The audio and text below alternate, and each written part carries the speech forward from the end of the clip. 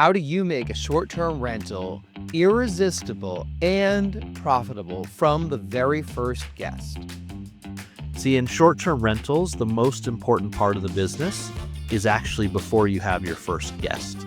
And that's about setting up the property for success, setting up your listing for success on all the platforms. And that means that you have to care about the experience of your guests, and you have to care what the home looks like. Today we're speaking with Justin Miller. He's the co-founder of a short-term rental design firm called Showplace. Justin insists that the key to a successful short-term rental is not just the location, it's also in the design. The guest is in the mindset of looking through dozens or hundreds of potential listings and competitors. How do you get them to stop on your listing and click in? From vibrant wallpapers to Instagrammable murals, are your designs tapping into the aspirational lifestyles that your guests are looking for? What we're really doing is we're creating an environment where guests from all over the world are traveling with friends and family and creating lifelong memories. That's the larger North Star for us as a business, beyond just designing functional and amazing spaces. I'm 30-time Airbnb superhost Jason Muth. I worked in the media business for over 25 years, and in 2016, I started building my Chapter 2 through short-term rentals. Since then, we have welcomed over 5,000 guests and their furry friends to all of our homes. And we are here to show you how to create a smart stay. Now, on with the show. All right, Justin Miller, welcome to the Smart Stay Show. Thank you so much. I'm glad to be here.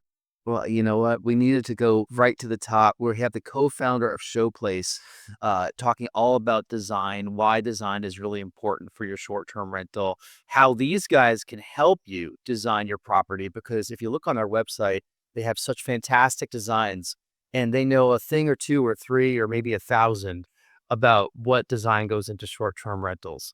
So we're really excited to have you here, Justin.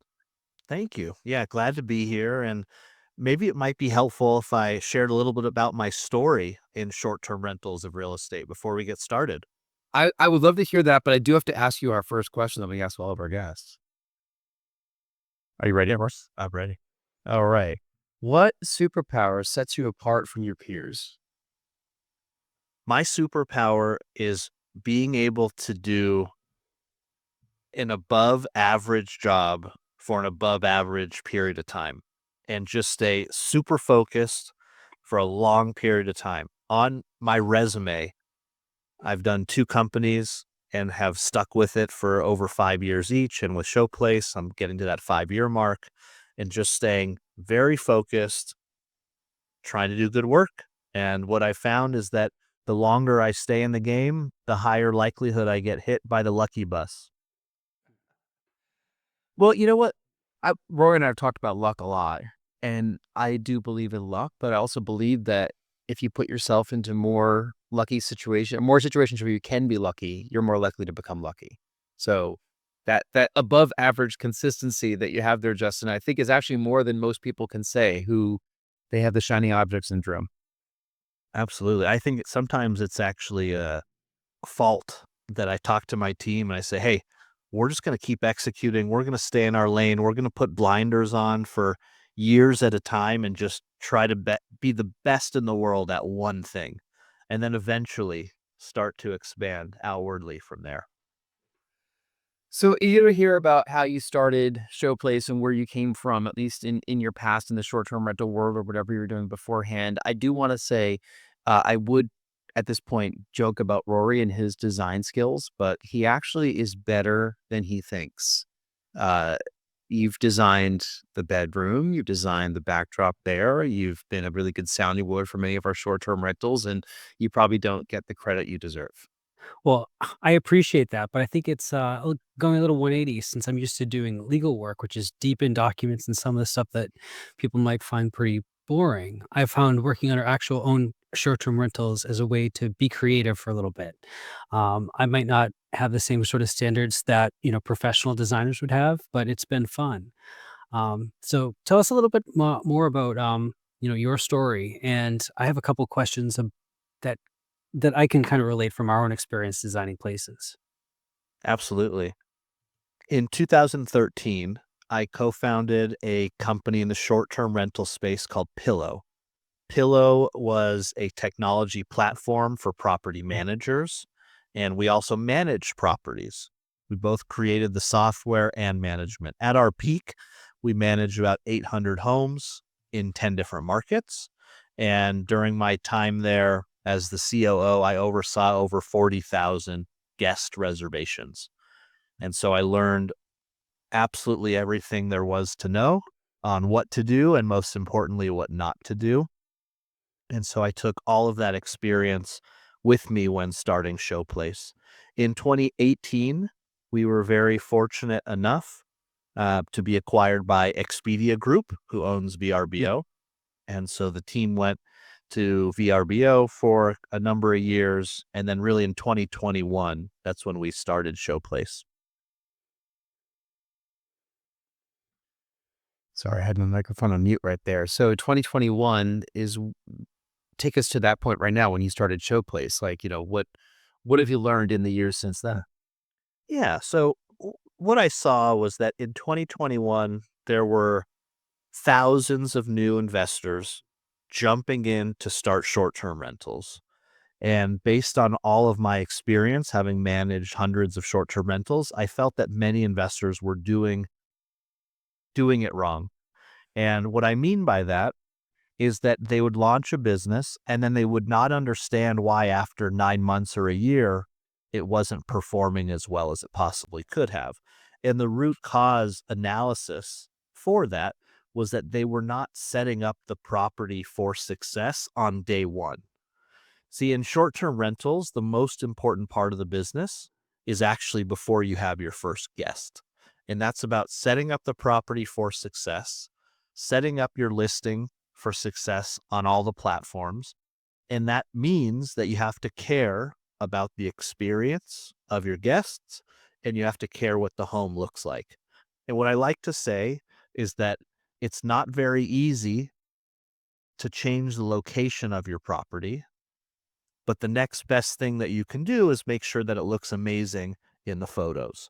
And so the platform that we've developed at Showplace is to help owners and investors set up the property for success on day one through amazing interior design, product procurement, and installation services. And that's all we focus on.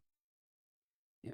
And I think you have a point there, especially if you look back 10 years, the standards that guests expect are just so much higher. If you went back 10, 15 years ago, guests had lots of properties with basic photos, properties that didn't provide linens, things that you wouldn't even consider doing now. And perhaps some people who are left behind with that mindset, not understanding that the entire experience, the photos are different from even high quality real estate. Um, so the goalpost has moved over the past few years, and that's why having the design is not just a casual thing anymore. So it's a critical part of the business. In 2021, I coined the phrase amenities arms race for our industry. And what that really means is that what used to work 8 years ago, which was an air mattress and a hot plate and a place that looked like grandma's basement, it just doesn't work anymore.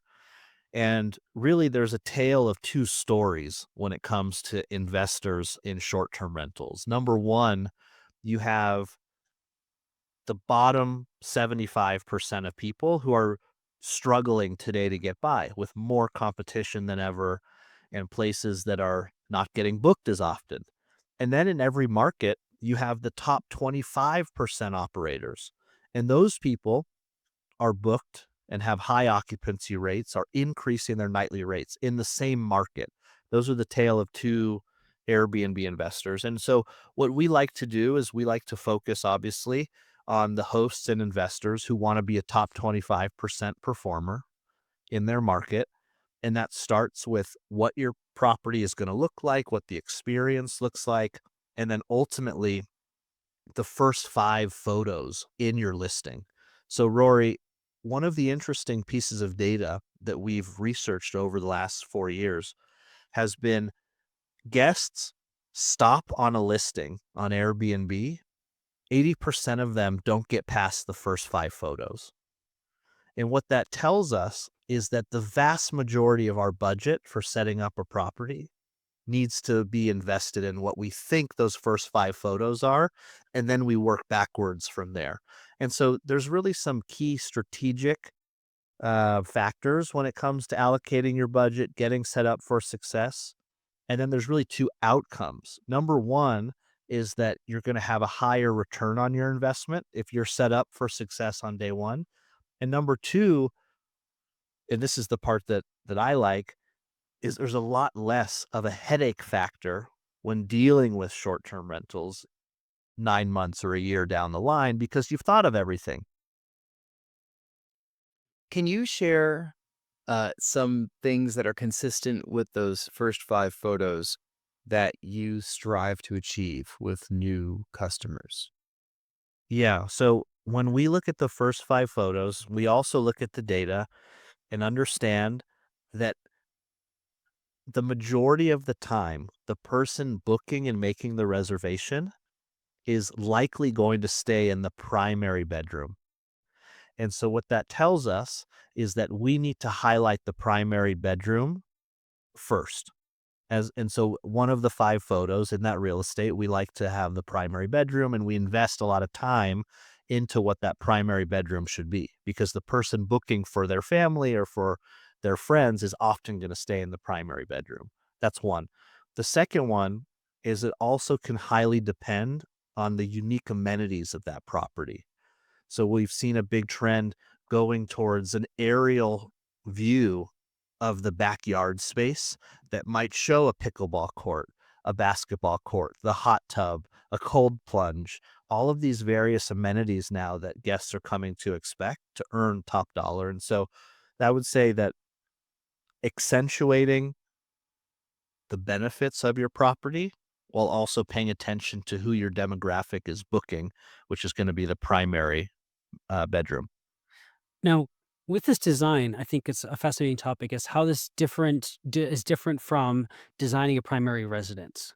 So, if you wanted to come in with a high-end design for somebody's primary residence, I think at least it looks very different from good design in a short-term rental. And I also think real estate photos for a listing, high-quality photos are going to be very different from the kinds of photos you'd use marketing a short-term rental. Could you speak to those differences?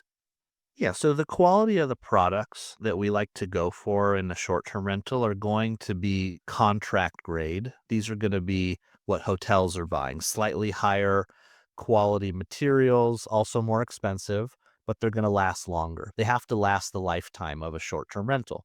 And so the materials are going to be a little bit more expensive.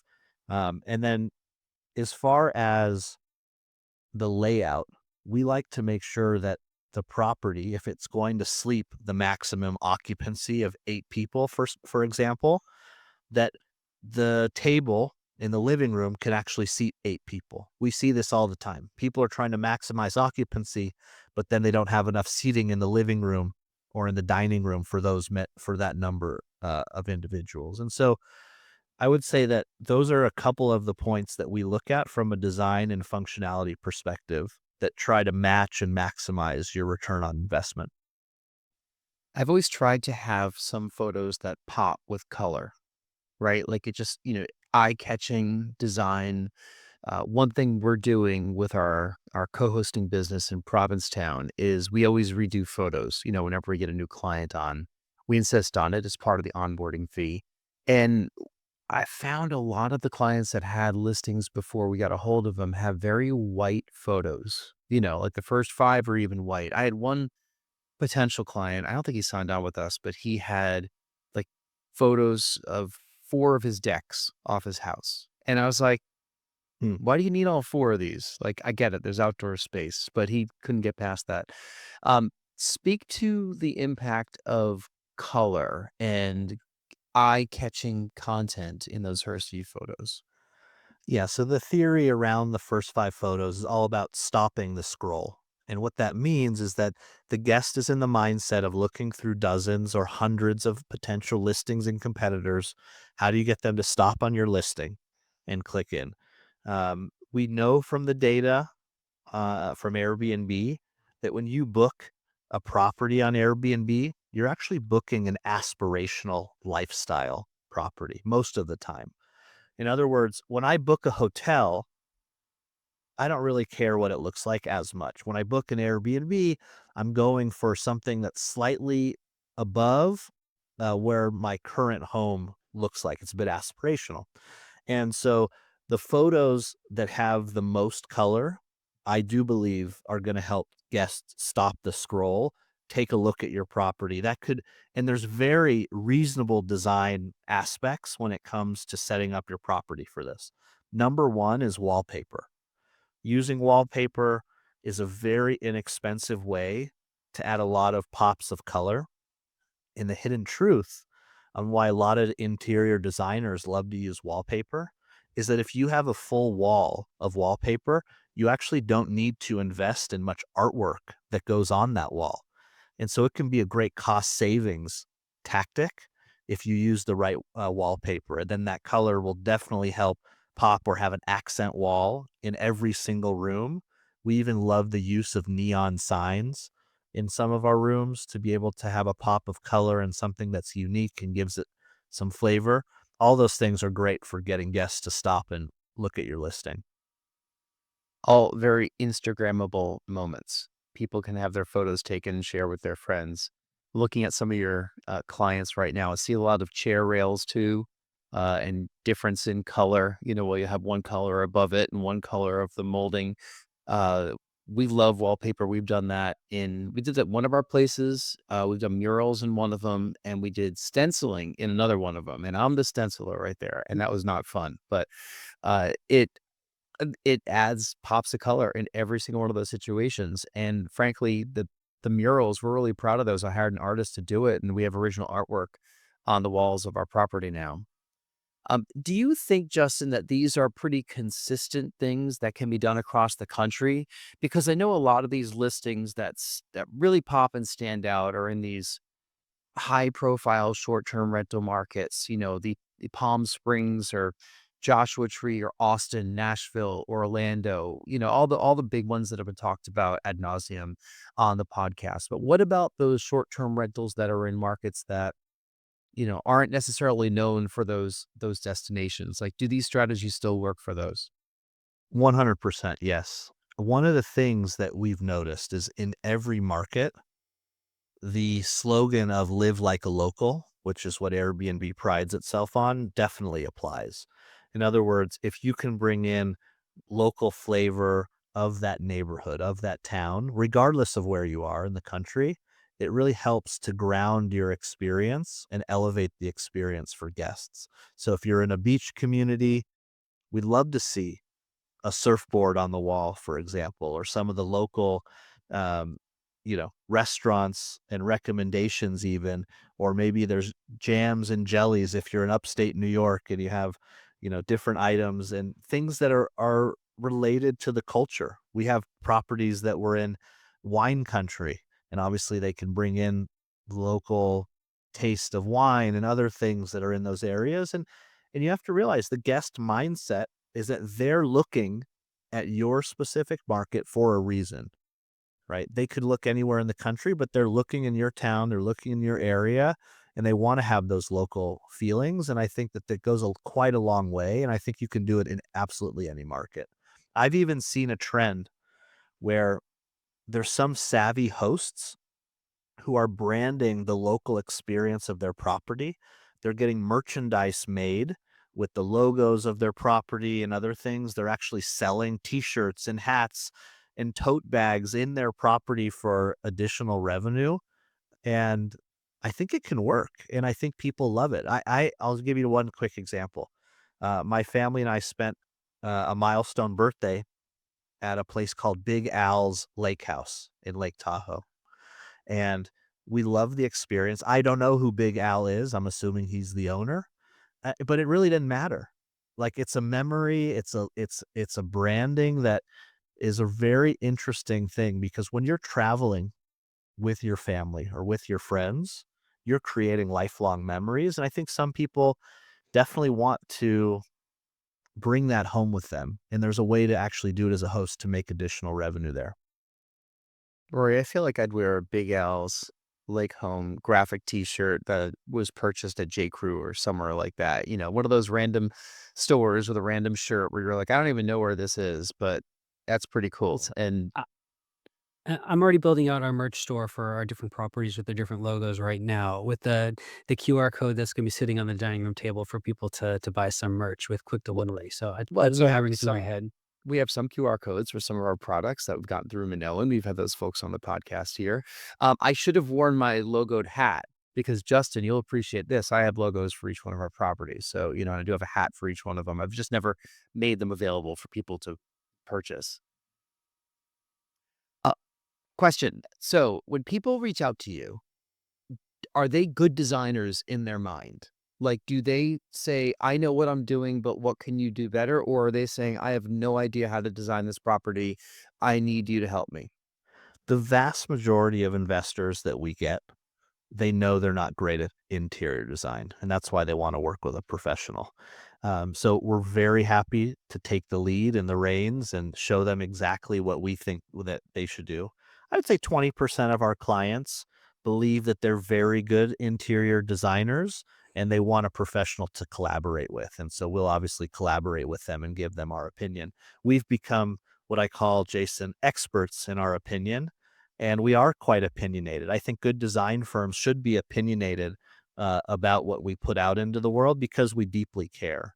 I talked to my team about this and I said, yes, at the end of the day, are we helping wealthy investors set up amazing properties and make more money? Sure. But what are we really doing?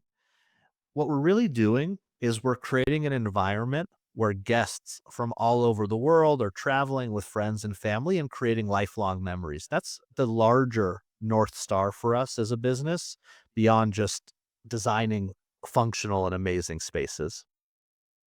Yeah, there's nothing wrong with that though. And I think that you hit the nail on the head with designing spaces that create lifelong memories. That's often why people are traveling into short-term rentals. There's lots of different reasons. You could be working in the area, you're visiting family, you're in town for graduation, a funeral, you name it. But, if you can create a space that is comfortable and enjoyable and memorable, and make some money along the way, there's no shame in that, because these people are gonna have these great photos on their phone from the time that they were at the property. Okay, so let me ask you this. As a co-hosting company owner, we own Pride Away Stays in Provincetown. I feel like we deal with a lot of people that think they're good designers, and most of them are. But how you might not know the answer to this, but what do you do when and you've managed lots of properties too, you've hosted lots of guests. When you have that client who knows all the design work already in their head and you're like, "I'd do it a little differently if I could, but I'm not sure how to bring that up." What advice would you give to people that are in that situation? Yeah, listen, I think at the end of the day, we're happy to collaborate. If you have a great opinion about the property, we should absolutely talk about it. We also, number two, want to root the reason why we're here. And that is, Jason, this is not your primary residence. And I know you have a great opinion about what color that couch should be, but this is actually appealing to a mass market, which are guests. It's not Jason, who's going to maybe you stay there a couple weeks a year, but how can we increase the wide net that we're casting that's going to attract your target demographic? And that's really the lens at which we need to look at design from. It's not your own personal preference, it's for what the mass market appeal is going to be. And so there's a balancing act there. Obviously, you're the customer at the end of the day. And so if you wanted to go with a brown leather couch, that's what we're going to do. But we're always looking at what we think the guest demographic should be, and we have to work within the parameters of what customers and clients want versus, what we think and say, hey, sometimes I have to do this. We've set up 900 properties in the last 3 years. How many have you set up? Fewer. Right. So those 900 properties, when you're hired, when you're brought into a client, are you physically assembling furniture and placing it, or are you putting all the design boards together, links to purchase everything, giving that design expertise, and then a crew on the ground that either you hire or they hire is the one that's responsible for putting up the wallpaper and all that? Yes. So our platform is exactly that. We have 25 of the greatest short-term rental interior design contractors in the country, and we pair them with the owners and clients that come into our network. Those owners will work with their designer over a 2 or 3 week period, and the deliverable is an amazing rendering of the property, a mood board, the designs, absolutely every product that you'll need in across two categories. What we call FF&E, furniture, fixture, and equipment. That's the large items, and the OS&E, operating supplies and equipment. And those are going to be the trash can liners and toilet paper and other smaller things that you're going to need to launch with as well. So it's a full comprehensive plan with all the items. Um, all the owners that we work with do end up purchasing and checking out of the products on our website, and then we connect them to a local delivery and installation contractor. So because we've operated in almost every domestic market, we have great recommendations of vendors to do installation. And so we make that connection. And here's the really cool part with the installation and delivery. I'm really proud of this. Instead of just going out and saying, "Hey, Jason, you're getting assigned for this install and delivery partner in, Greenville, South Carolina," we actually have those delivery partners bid on your project. And so they'll say, "Hey, you have 300 items and 3,000 square feet of of space. So you might get 3 or 4 bids of local people in that market, and then you get to decide which bid is most appropriate for you." And that's marketplace on your website? Yes, it's all so all 3 of those are contained within our website, exactly, and that's really the full service solution, instead of piecing it together or doing it on your own, and we actually, we have a lot of former or reformed DIY customers, and what that means is that they said, "Hey, we wanted to save some money. We did it all ourselves. On the first property, it was a massive headache. It took us way too long. So now we're looking for some help to do it on the second and third property." What's a secret DIY design tip you can give to our listeners who maybe they don't have the money to afford a Showplace HQ, but they could tap into the knowledge that you've learned all these years? Yeah, well, I think if you have a lot of time to trade, you definitely can save a lot of money. For example, on the installation portion as well, most people go in and they think, "Hey, I can stay at the property for a couple of weeks and set up everything that with my own little crew." And that's definitely something that's doable, and you will save yourself $5,000 to $7,000 on average. So if you're looking to save money and you're just starting to get into the game, I think one tip would be you could do the installation yourself. Absolutely. I would say the other portion is, if you're a DIY customer, you should absolutely be looking at some of the group purchasing organizations. We have a great partnership with Host GPO. Jeff is actually coming on my podcast next week, Oh, yeah. and and we think that the work that Host GPO does is quite important in the industry for really aggregating the buying power across the industry, and they've been great partners of ours. Yes, Host GPO is, definitely a big name in this. And I think you have to subscribe to that, or do you have to qualify as a host? How do you it's probably a question for him. It's a quick phone call where they verify that you're an Airbnb host, and then you pay a few dollars a month to get access to the vendors that they have on their list. Yes, and all the discounts too. It's pretty amazing that you can get these discounts off of the retail prices that you see, but they're real. Yeah, so I think there's a lot of tools out there for DIY hosts, and I would say if you're starting your very first property, I would recommend you do it all yourself. And the reason is the same reason why, in your business, you should do a job before you hire someone to do that job, is that you're going to learn so much more about what to do and what not to do if you do it yourself. And then maybe consider, after the first one, to outsource it. Rory and I have done 5, and you know why it got difficult? because we had a child. So and that little one's running around, and when they're more mobile, everything takes longer. So a lot of people that are doing their first or second short-term rental, they might be, new parents. Maybe they're in their 30s or their 40s or having their first couple kids. And life changes an awful lot in terms of your flexibility when there's a child there as well. I think that the first one that we did, we ran through much more quickly than the final one. So, that's another reason why you might want to outsource this because it'll save you a lot of grief. Uh, don't you agree? Absolutely. I have one more tip, and that is if you're trying to set up a property that you're not local to, let's say I'm in Los Angeles and I'm setting up a property in Florida. The number one mistake we see is that you cannot send 300 boxes to your front porch if nobody is there. And we've seen that happen time and time again. And what happens is there's weather, there's theft, there's all sorts of damage. I mean, it's a very, very difficult thing if you're trying to set up a property geographically distanced.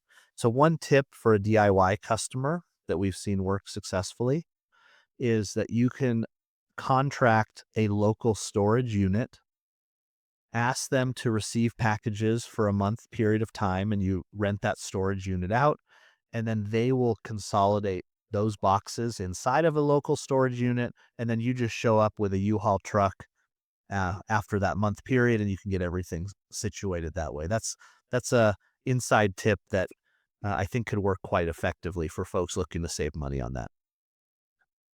That is a fantastic tip. And, we certainly did not do that. We had the fortune of having neighbors and Rory's parents down the street from where we set up three of our properties. So the amount of times that Rory's mom would message me saying, "Hey, there's some packages outside your front door. Do you want us to bring them in?" And we'd say, "Yes, that would be great." Yeah. I can't even count how many times that happened. But had I known to do that, I probably would have shipped to a storage facility instead. I have one more tip for you. Keep going. We love these tips. Number one thing that people underestimate on setting up a new property is the sheer number of boxes and trash and debris left over after setting up a full home. If you're buying from places like Wayfair and everything is what we call flat packed, Mhm. there is so much cardboard and debris. We highly recommend, and we do this on all of our jobs, but we highly recommend a roll off dumpster that you put in the front yard, and you can pay someone to haul away that trash. That is the last thing that you want to deal with when setting up a property. Or was that thing we got Bagster or something? We got a Bagster for slightly different things, but we did get a Bagster once. But when we were in last time we were in the season of furnishing a new home, we had so much cardboard coming back with us, and our primary residence is near the recycle center. So every time we'd come home, we'd have an SUV full of cardboard, and that wasn't even keeping up with all the cardboard we were producing. Wow, it's amazing. And there are some other tips that I like to share. There's some great vendors. One of our great partners is a company called Article, and they have a flat rate fee for white glove delivery. What that means is that if you buy one item or you buy 20 items for $150, they'll come in and set everything up and haul away the debris. So one of the tricks is that if you're going to do a whole home furnish, you should try to consolidate your vendors with folks like Article who will do a flat rate for white glove delivery, and it becomes an absolute no-brainer to set up, lift. The last thing you want to do is lift all these heavy items and set them up and take away the trash. And so there's some vendors out there that will sort of help you in that process as well. Yeah, we did that once let's see, we have 5 now, and I furnished one of them with a lot of products through Minoan, which is similar to Host GPO. It's a different not different version of it, they all have their own, swim lanes, but, we got to know the folks at Minoan well, so, we bought a lot of products through them with their discounts, and I always did white glove whenever possible for that exact reason, because I didn't wanna deal with the trash afterward. Here at our house We've had products shipped here that we've assembled. Rory did a great job in designing our bedroom after the fact, but a lot of the things came from Wayfair, right? So we know the styrofoam. You start cracking that styrofoam up, next thing you know, there's little pieces of styrofoam everywhere, and you can't get rid of them.